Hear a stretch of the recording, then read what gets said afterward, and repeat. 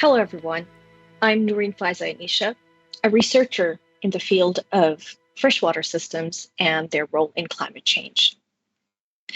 I believe we all know about the Paris Agreement at this point, right?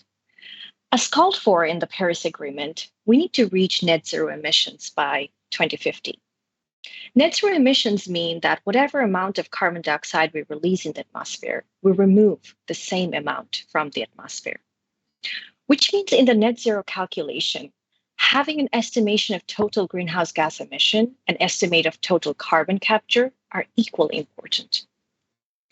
The process of carbon capture is commonly called carbon sequestration, and the sources that capture carbon, like trees, are called the sinks. And when we commonly talk about natural carbon sinks, we talk about ocean, forests, and soils, and their role is widely acknowledged in the net zero journey. But what about the connectors of land and sea? The rivers. The rivers and streams not just connect the carbon banks of land and sea, they receive, they process, and they transfer carbon, nitrogen, and phosphorus, and many other biologically active elements. Although rivers are increasingly recognized as a significant source of greenhouse gas emissions, we still do not know how much all the rivers in the world are releasing combinedly. That's because we have very small number of observations on different rivers and river basins, and that's scattered around the world. Varying measurement and upscaling methods are used in different research, and the emission fluxes from rivers change seasonally and spatially. But here's the good part. River systems can store a significant portion of terrestrial carbon too. When I say river system, I mean not just the active channel, but also the riparian floodplain and the porous area under and around the channel, like the riverbed. This duality, to be both source and sink, is what makes rivers important in the global carbon budget.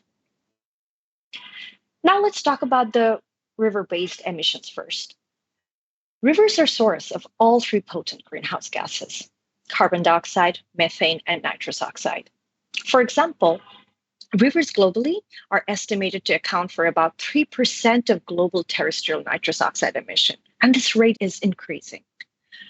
In spite of that, nitrous oxide emissions from rivers remain a major source of uncertainty in global greenhouse gas budgets. That's because it has not been studied as much as other sources of emission. Similarly, for other potent gases, methane and carbon dioxide, most studies after 2020 claim that the emission rates are found higher than previous estimations. Pollutants such as nitrogen or phosphorus from urban and agricultural activities, and also organic matter delivery such as biomass, leaves, agricultural waste, are observed to be making the rivers saturated with carbon dioxide, methane, and nitrous oxide. Greenhouse gas emissions from river networks have received less attention and are consequently less understood. There are only a handful of studies on river-based emissions, and even fewer studies that estimated the emission of all three gases. Some focused on only one gas at a time, some studies only covered carbon dioxide and methane. How can we achieve net zero goal if we don't have clear idea about the emissions from rivers? Now about the good part, the carbon capture in river systems. According to a study published in 2017, Amazonian floodplains are estimated to have carbon capture rates that may exceed the river's emission rates. River systems can capture carbon. Particularly floodplains are the most critical since they not just support the biomass growth, they facilitate the transport, accumulation, retention, and breakdown of carbon-carrying matters from its surrounding area. For both small and large rivers, carbon storage is predominant in the floodplain soil. Once stored in the floodplain soil, the carbon takes many years to travel through river network, and this has been observed in different ecoregions around the world. When a river flows, it has a connection with itself, with the riverbank, like the floodplain around it, and the riverbed, where water either flows, spills, or infiltrates. This connection is known as hydrologic connectivity, one of the important factors that influence the carbon capture capacity. Rivers' connection with the floodplain facilitates increased carbon accumulation and storage. Disconnecting floodplains from active channel affects the carbon storing capacity of floodplains. But we create this disconnection more often than we think. We do it by constructing levees and embankments. We do it by bank stabilization or creating dams. We do it by turning the floodplains into agricultural land or urban areas, which means whatever carbon capture capacity our rivers already had, we are minimizing it through human activities. Rivers clearly have not received much attention for their role in mitigation. And it is very clear when we look at the national policies, particularly the nationally determined contributions of countries under the Paris Agreement. Nationally determined contributions, or what we call NDCs in short, are the documents where countries outline their commitment for emission reduction. Over the last 2 years, countries around the world have been either updating their first NDCs or preparing their second NDCs. In the initial phase of NDCs, freshwater systems were mentioned mostly for climate change adaptation, if mentioned in any capacity. In the enhanced NDCs, freshwater systems got a tad bit more attention for climate change mitigation, but that mostly revolved around wetlands, including peatlands, flooded forests, and coastal wetlands. By now, in 2022, approximately 15 parties included wetland-specific mitigation measures in their updates, which is definitely a good sign towards freshwater's inclusion. Nonetheless, rivers are still missing in this conversation. The potential role of the rivers in mitigation was not found in any enhanced NDCs, despite the recent work suggesting that overly degraded river systems may potentially be a strong source of emissions. So, based on the knowledge we have, what can be done to integrate rivers in climate change mitigation? First thing first, we need to eliminate our knowledge gaps. We don't know for sure how much greenhouse gas our rivers release, which conditions prompt higher emission, how these emissions change seasonally. The understanding of carbon capture in river systems is also based on a handful of studies focused on some regions in the world. So we need to bring more attention to understanding river-based emission and carbon capture in different rivers.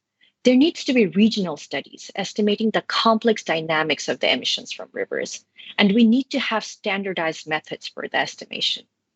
There is no global scale comprehensive understanding of how the historical and ongoing riparian changes impact carbon dynamics.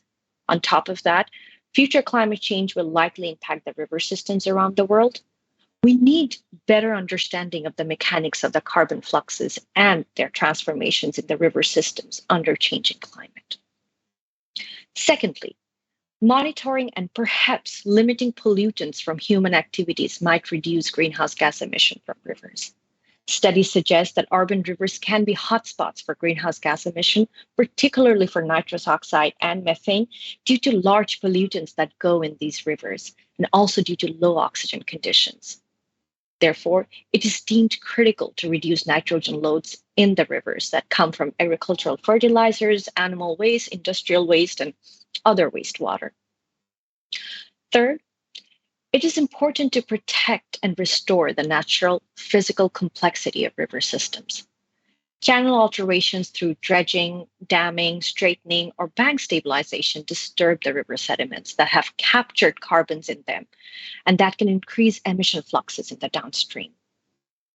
Finally, we need to protect our floodplains. Maintaining the connection between floodplain and the river channel can play an important role in increasing carbon pool. On top of that, preserving floodplains can help in emission reduction. Floodplains work as buffer between the terrestrial land and the river and reduce pollutant supply to river channels, which otherwise would directly wash off into the rivers. These mitigation measures bring significant co-benefits. While pollutant control in rivers improve water quality, floodplain expansion can reduce flood risk and minimize flood-related damages. Rivers with less pollutants and healthy floodplains are usually habitat, breeding ground, and refuge for different species, which can help us in biodiversity protection. Which is why floodplain restoration and management is considered an effective nature-based solution for flood mitigation, biodiversity protection, and surface water quality control, according to many recent literatures. And lastly, These mitigation measures can eventually offer climate change adaptation benefits to us. But as we unleash rivers' potential in climate change mitigation, we need to remember that rivers are complex physical, chemical, biological bodies. Rivers flow, rivers breathe, rivers carry, but also contain. Rivers can retaliate, and most importantly, rivers nourish, not just inside them, around them as they flow. And they all do it in their own ways, different from each other. There might not be a generalized solution that fits all rivers. The management plans should be very, very context specific. Whether for enhanced carbon capture or emission reduction or both, management approaches should be taken at a watershed scale. Rather than treating river system as isolated segment, a watershed scale management that addresses the complex dynamics of the catchment can bring better outcomes. Can emission from rivers ever be zero? Probably not.